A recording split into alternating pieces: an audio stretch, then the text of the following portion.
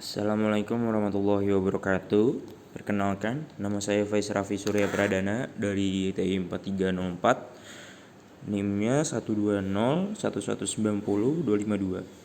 Saya di sini akan membahas tentang esai saya yang topiknya itu adalah bercermin dari PDB masa lalu.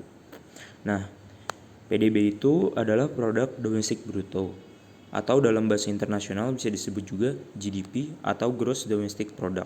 Jumlah produk adalah jumlah produksi baik barang atau jasa yang telah dihasilkan oleh unit produksi di suatu daerah pada saat tertentu. Maka PDB bisa dijadikan suatu alat ukur dari pertumbuhan ekonomi dalam suatu negara.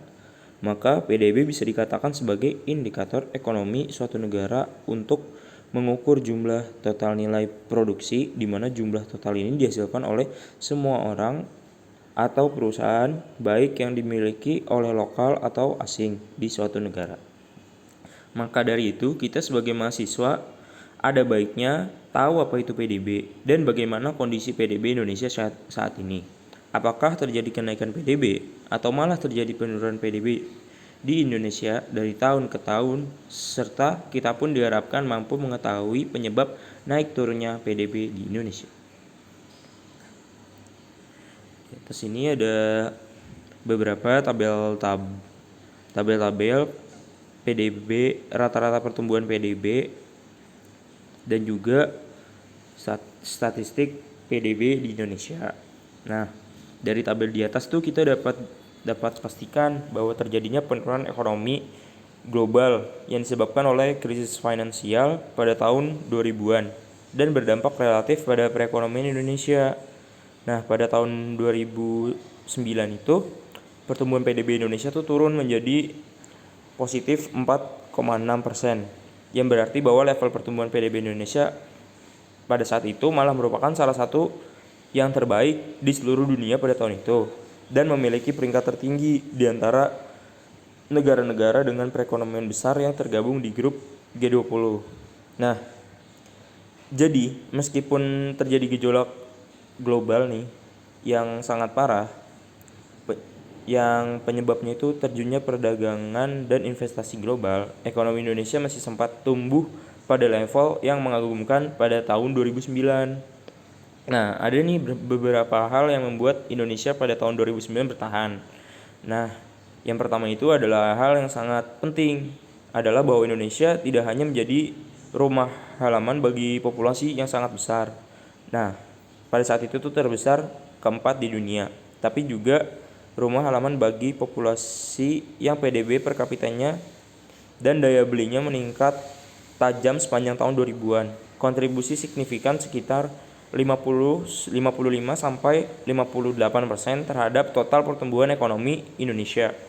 Nah, era komoditas pada tahun 2000-an itu secara signifikan membantu mengubah populasi Indonesia menjadi kekuatan konsumen yang mengesankan, terutama berkat kelas menengah yang bertambah banyak.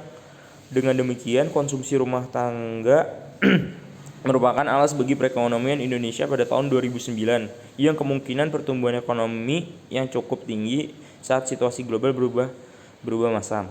Nah, yang kedua ini adalah salah satu kelemahan struktur di ekonomi Indonesia, yaitu kinerja ekspor dan impornya, yang merupakan porsi yang relatif kecil dari total ekonomi Indonesia. Rasio perdagangan terhadap PDB Indonesia sebenarnya sangat rendah, sekitar 40%, jauh di bawah rasio rata-rata dunia yang berkisar 55 sampai 60%. Rasio rendah ini menunjukkan bahwa Indonesia tidak terintegritas dengan baik di dalam rantai pasok dan rantai nilai global. Nah, inilah situasi yang menyirat bahwa ada peluang terlewatkan atau missed opportunities dalam hal investasi, khususnya investasi asing yang cenderung membawa teknologi dan keahlian baru ke Nusantara dalam hal menghasilkan pekerja baru dan lebih umum dalam pertumbuhan ekonomi dan sosial. Nah, walaupun Indonesia mengalami pertumbuhan ekonomi yang kuat selama 2010 sampai 2012, setelah krisis global selesai pada akhir tahun 2009-an, tingkat pertumbuhan sebenarnya itu sudah mulai melambat sejak 2011. Ada beberapa faktor yang menjelaskan perlambatan itu. Yang pertama itu adalah pertumbuhan ekonomi global yang memang pada saat itu memang sudah melambat, dan juga menurunnya harga komoditas. Yang ketiga, nilai suku bunga Bank Indonesia yang tinggi. Yang keempat, kondisi perpolitikan pada saat itu di Indonesia. Dan yang terakhir itu pertumbuhan konsumsi rumah tangga yang mandek. Nah, kesimpulan dari essay saya ini, kondisi perekonomian Indonesia sedang mengalami perlambatan, dan pemerintah itu harus segera menemukan solusi yang baik dari memperbaiki kebijakan-kebijakan, ataupun bisa dilakukan tax amnesty sementara pada perusahaan yang baru berkembang. Mungkin itu dapat membuat Indonesia mengalami pertumbuhan ekonomi. Sekian dari saya. Wassalamualaikum warahmatullahi wabarakatuh.